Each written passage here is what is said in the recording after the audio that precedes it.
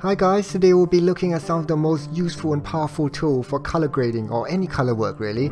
It's so useful that I wish Photoshop and Lightroom have it, because when I'm doing color work for my still photo, life would just be so much easier. In fact, it is so useful that learning how to read waveforms, RGB parades and Vectorscope is probably the first thing you should do if you're interested in any sort of color work, especially for someone like me who has absolutely no artistic talent. Trying to fix an image or emulate a color grade from a film I like by eye would be impossible basically. So today we'll be learning how to read the scopes and then applying what we've learned to color correct an image that was shot badly by me, sadly, so that we can see how the theories translate to when we're using it in real life to color correct an image. Okay, let's get started. As you can see, we're in Premiere Pro right now, but the principle and the scopes are exactly the same whichever program you're in. So if you're using Final Cut or DaVinci Resolve, the principles are exactly the same and you can do exactly the same thing. In fact, I prefer the scopes in DaVinci Resolve because I think it's a bit clearer to read, but I thought, more people will probably be using Premiere Pro, so you guys might prefer to be in a familiar environment. First, we'll be going through the theories as quickly as possible, and then once we're finished with that, we will apply it to color correcting this badly shot image, on purpose of course for this demonstration. It was shot in a dimly lit restaurant with lots of cheap lighting, so obviously there are lots of color cast everywhere.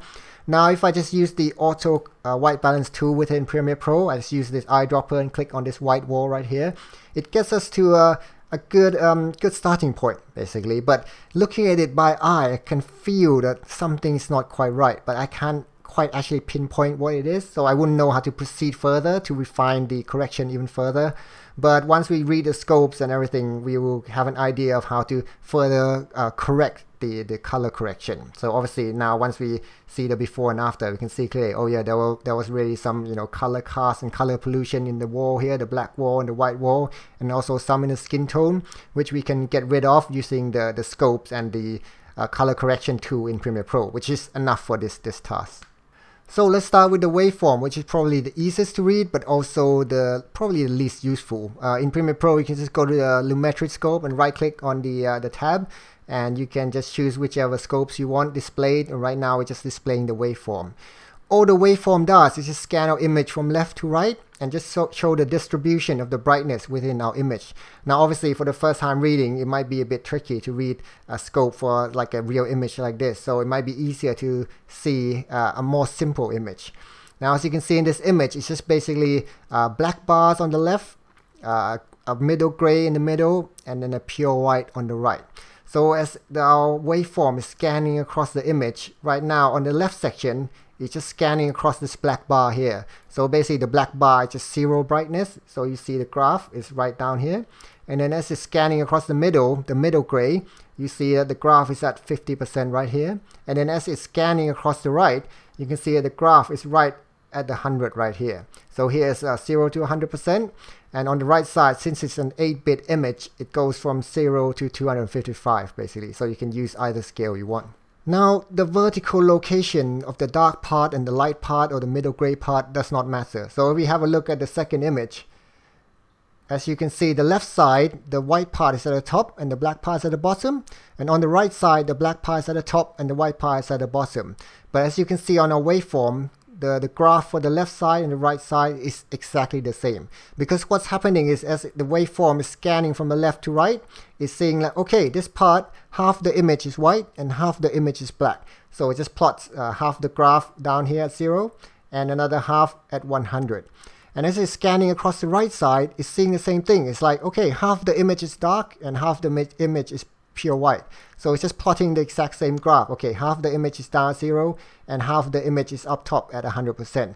So in the end, the graph for the left side and the right side is exactly the same. So sometime when you're starting out, you might be like, okay, if the black part's up here, the graph might be up here. No, the vertical location does not matter at all. All it does is scan from left to right and just see how much dark part and how much light part there is.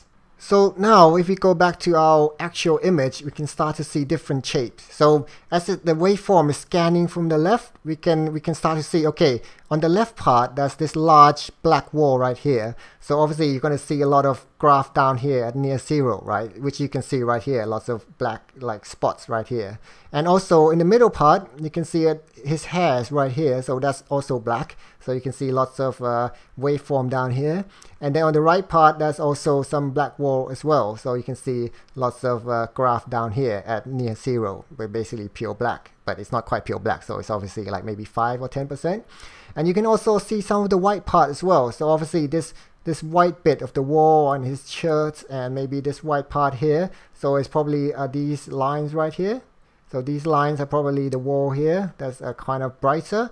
And also his shirt, you can see kind of the shape of his shirt right here on this line. So it's probably like as it's scanning across, it's seeing this bright part right here. And then also a little white part here, which is probably the white wall right here. So you can kind of get a general sense. But as I said, the waveform is not probably nearly as useful as the next graph or the next scope we'll be looking at, which is the RGB Parade. For the RGB Parade, it's exactly the same as the waveform, except that each individual channel, the red, the green, and blue, is separated out individually so we can see them clearer. So now if I go to the Lumetri Scope tab, right click and open up the Parade RGB or the RGB Parade, I'm going to right click and close down the waveform, and here's the RGB Parade. It basically looks exactly the same as the waveform, except each channel is separated out individually. So you can see the red channel, the green channel, and the blue channel. Now let's go back to our first image, the simple black and white one, and maybe I'll expand this window out a bit so we can see things more clearly. Now the important thing to understand when using the RGB Parade is how the RGB color space works. I'm sure all of you have heard the RGB color space, which is basically each pixel on your monitor or on your screen. The color of each pixel is created by mixing these three colors or three channels together. So if you have like an orange pixel, it might be red mixed with a bit of green. If it's a pink pixel, it might be red mixed with a bit of blue.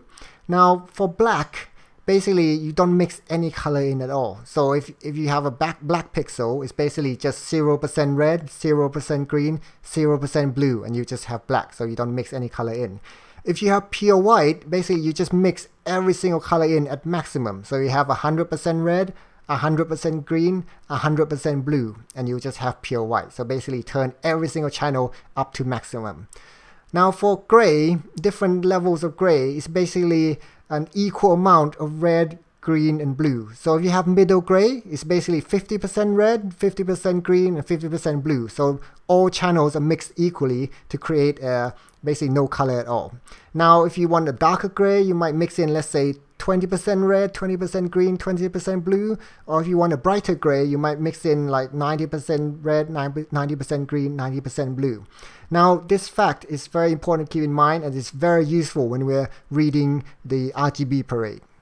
So if we're reading the RGB Parade for our image right here, which is like a black part, a gray part in the middle, and a pure white on the right, we can see that for the red channel, it's basically just the same as waveform. So for the red channel, it's scanning from the left of the image all the way to the right of the image. So this is the red part right here.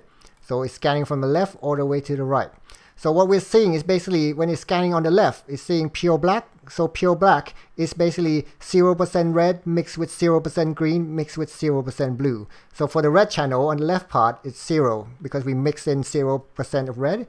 And when it gets to the middle part, it's seeing 50% gray. 50% gray is basically mixing in 50% red. So we have 50% red right here. And when it gets to the right part, it's mixing in 100% red. So we have 100% red on the right part right here. For the green, it's exactly the same. So it's scanning from the left side of the screen all the way to the right side of the screen right here. So it's exactly seeing the same thing. It's seeing a black part. So black part is 0% green. And the middle gray is basically 50% green mixed in to create a middle gray. And on the right is 100% green to create pure white. And for the blue, it's exactly the same. It's just scanning from the left to the right of the screen. Now let's have a look at a color image to see if you can maybe another example to help you understand it even further. Now we have a different image. So we have like a red part, a pure green in the middle, and a pure blue on the right. So again, if we look at our RGB Parade, for the red channel, we're scanning from the left of the monitor to the right of the monitor right here, right? So as it's scanning along, the first part is pure red. So pure red is basically mixing in 100% red. So you get a pure red.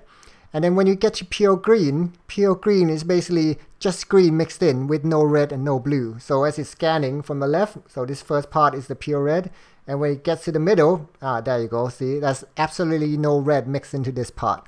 And the same with pure blue. Pure blue is just pure blue with no green or no red mixed in. So when it's getting to the right side of the monitor, there's no red mixed into this part either. So the red channel graph is basically 100% red for the first part, and then 0% red and 0% red. The green is exactly the same, so it's scanning from the left side of the monitor all the way to the right side of the monitor. So as it's scanning the first part, the left side of the monitor, it's basically pure red. So pure red, you don't mix in any green, so the green graph is all the way down at 0. As it gets to the middle part, which is where the pure green is, you can see it's like mixing in green at 100%. And then when it gets to the right part, which is the pure blue, again, we don't mix any green in, so the green graph is right here. And for the blue channel, it's pretty much similar, but obviously scanning from the left, right now it's pure red, so pure red, no blue mixed in, so the blue is at 0%. It gets to the pure green, again, zero amount of blue mixed in. And then when it gets to the right part, which is where the blue part is, obviously the pure blue, so we have blue mixed in at 100%. Now, you might ask, why is this useful? Well, let's have a look at the next example. So we're going to still keep things simple. This is a relatively simple image, so we obviously just have a bright part, which is kind of tinted red, and a dark part, or the shadow, which is tinted kind of a bluish color. Now, if I just look at it by eye, I can't really tell if the bright part is tinted red, or is it tinted towards pink, maybe? I'm just suck artistically, so I can't really tell. And also in the shadows, I mean, is it tinted towards cyan, just really dark cyan, or is it tinted towards blue, right? So by looking at it by eye, I just can't really tell if let's say I want to color correct and fix the shadow and the highlight so it doesn't have any color cast. I wouldn't know which direction to pull my color wheel in to kind of counteract the color pollution that's tinting my image. On top of that, in some instance, when we have like a real image, a real video picture, it might be a bit hard to even tell if the shadow is tinted what color at all, because, you know, obviously, let's say this picture is like much more complicated. So if you just look at it by eye, sometimes it's like, is it tinted orange, or is it green, or in the shadow or in the highlight is it yellow? Sometimes it's very hard to tell. Now, if we use our RGB Parade, we can tell much easier. So if we look at our RGB Parade for this image, we can see straight away. So up here is obviously for the bright part. So we mix in quite a lot of red, green, and blue, so to create a bright image. And for the shadow, it's probably the graph down here of mixing in quite just a bit of red, a bit of green, and a bit of blue. Now, by looking at this, we can tell straight away. Now, in the highlight part, you can see that the red is higher than the other two, obviously, because there's like a red tint. But we can also see that green and blue is mixed in kind of in equal amount. So obviously we have a lot of red mixed in, and then green and blue in equal amount. So the shade of the color is obviously going towards pure red, because it's not like skewing towards green or blue, so it's just going directly up towards the red. So probably this tint in the highlight area is probably just pure red. In the shadow, it's slightly different. So you can see there's lots of blue mixed in, but also quite a lot of green mixed in, and also the least amount of red. So obviously, it's probably the blue mixed with green is probably moving towards kind of cyan, but it's moving slightly towards the bluer part, because obviously there's mixing in just a bit more blue. So by using our RGB Parade, we can tell straight away that in our image, the highlight part is tinted towards red, and the shadow part is tinted towards kind of cyan, but just a bit more to the bluer side. And we can confirm this with the last scope we'll be looking at today, which is the Vectorscope. So we right click here and open up the Vectorscope YUV. The Vectorscope is basically just going to tell us what color is present in our image. So as you can see in the graph here, there are two colors plotted. So one is moving towards red, just as we predicted before reading the RGB Parade, and the other one is moving towards cyan, but just a bit more towards the blue side than the green side. Again, just as we predicted by reading the RGB Parade, and now we confirmed it with the Vectorscope. So if we use our Vectorscope with, let's say, this image, we can see it's plotting, there's pure blue in our image, there's pure green, and there's pure red. And if we look at our real image, we can see that most of the image is kind of skewing towards the yellow and the red side. So right here is probably around like yellow and orange. So you can see it has lots of yellow and orange in our image. And now if we move back to our image, again, we can just see like how much red and how much cyan there is in the image. So the center point is basically black and white, and the further the graph goes away from the middle is the higher the saturation for that color. So for this image, let's say I increase the saturation down here. You can see as I increase the saturation, the graph kind of moves further away from the center point. But if I reduce the saturation towards black and white, and the image will become black and white, the graph just stays right in the middle of the picture. Now I'm just going to undo this correction quickly. So you might be asking, like, why don't we just use the Vectorscope to begin with, and we can just see straight away that our image is tinted towards red and then towards cyan. Now, the problem with the Vectorscope is it just tells us which color is present in our image, but it doesn't say if it's in the shadow or in the highlight or wherever. So obviously in this image it's quite easy to tell. We can see that, okay, in the shadow it's probably the cyan, and in the highlight it's probably the red tint.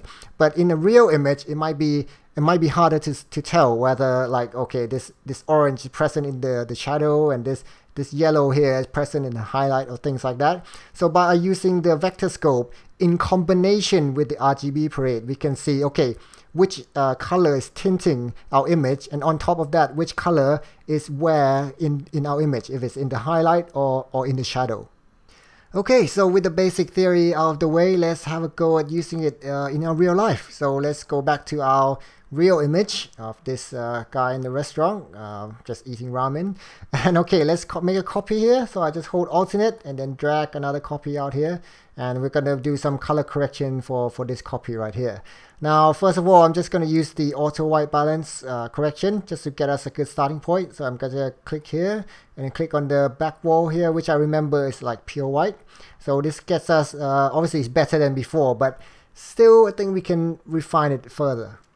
So the first thing I'm going to deal with is probably the brightness of the image. Obviously, if we look at the RGB Parade, which is basically the waveform, we can see that most of our image is below 60. So our image is kind of a bit dark right now, with the brightest part, these like two little kind of spikes here, which is probably the highlight coming off of his shirt, which if it's like the brightest part of the image, it probably should be like nearly like 100. So it's like pure white, things like that. So I'm just going to, you can use several tools, but I'm just going to increase the white slider all the way up, so the brightest part is almost at 100%. So now we can see that the kind of the reflection on his shirt is like almost white.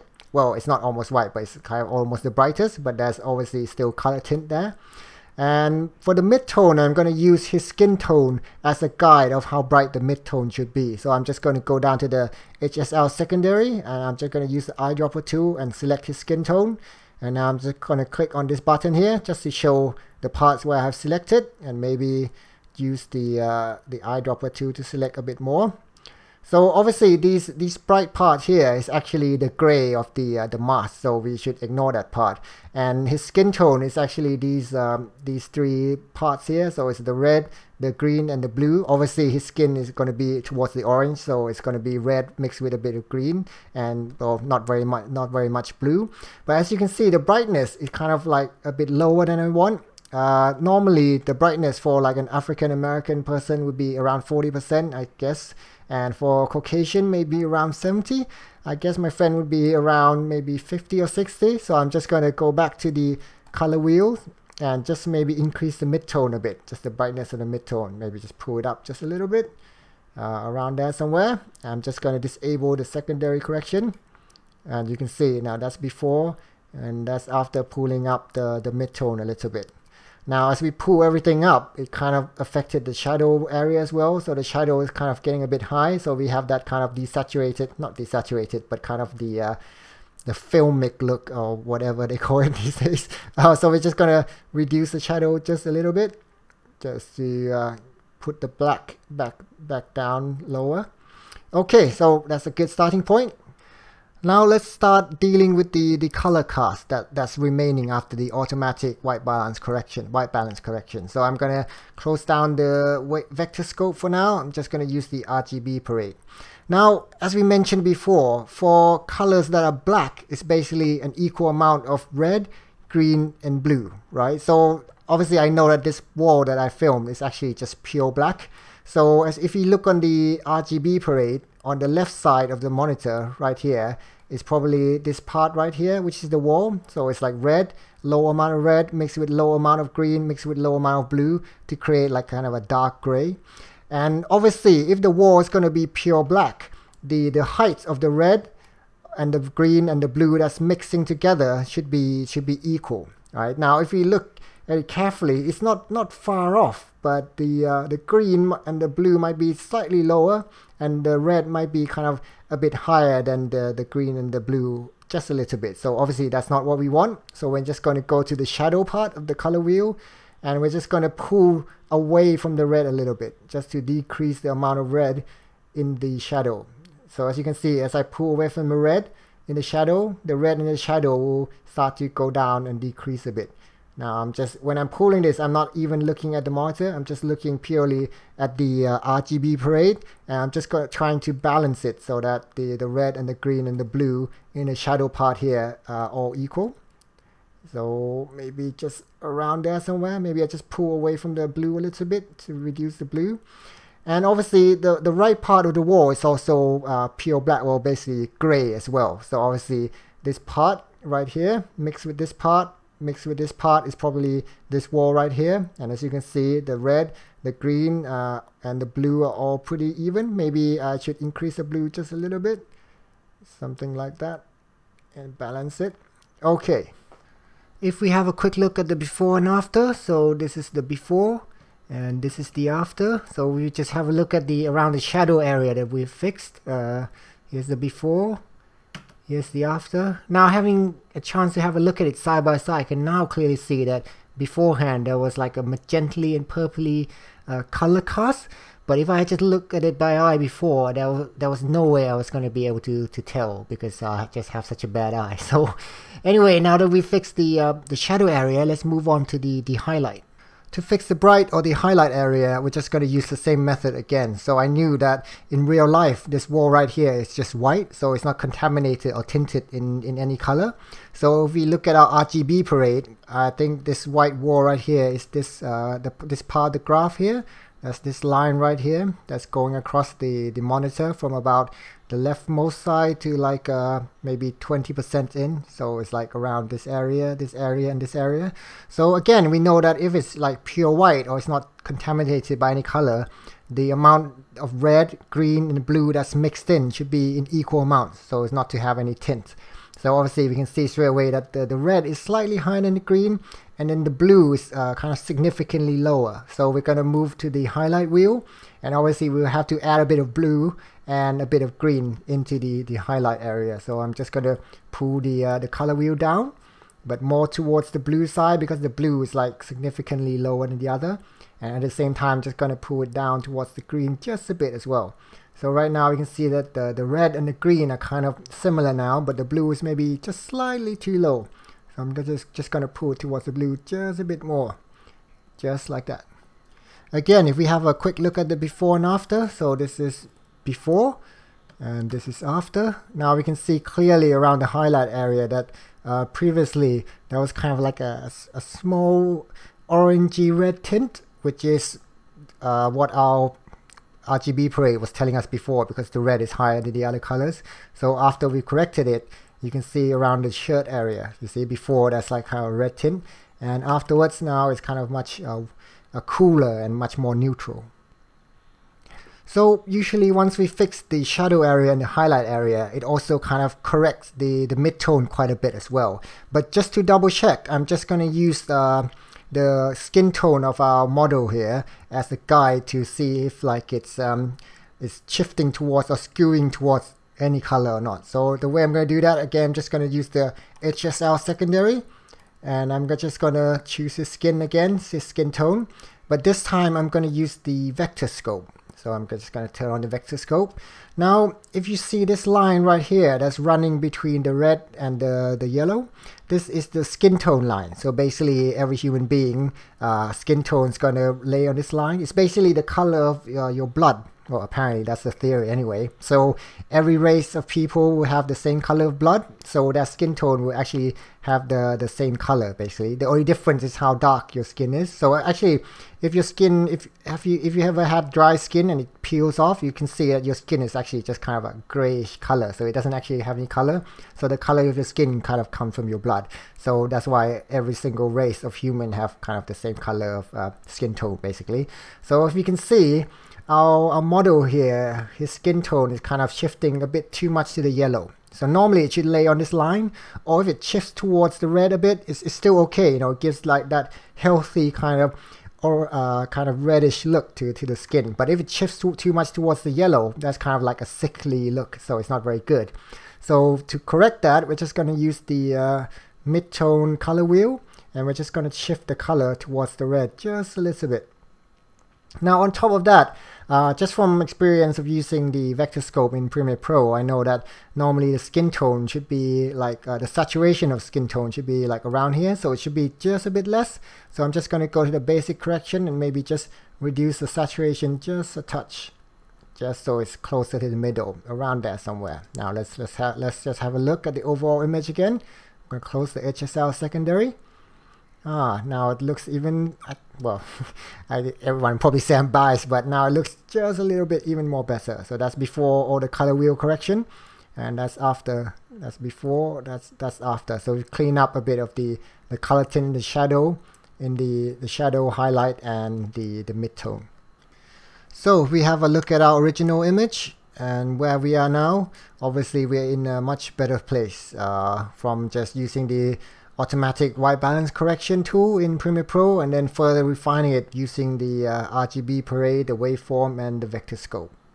Okay, well, I hope that was useful. I know the main reason or the main use for scopes, you just leave it up here so you can look pro when the client's watching, or maybe your friends are watching, or maybe when doing YouTube videos. But of course, I've never done that. But well, hopefully today you find another use for them, and well, maybe when in the future when you're color grading or doing color work, you can maybe use them to help assist you in either correcting badly lit footage, or maybe trying to emulate a film or a certain type of look that you like, you know. So you can bring in like a still frame, or even a video of a clip that you like, and then you can pull up the scope and you can see that, okay, maybe they graded it so there's a warm tint in the shadow, and maybe magenta or an orange tint in the highlights, and the contrast is about, you know, from here to here, the shadow is down to here, the highlights up here, and then you can start to kind of slowly decode how they graded it, and maybe just get the look that you want.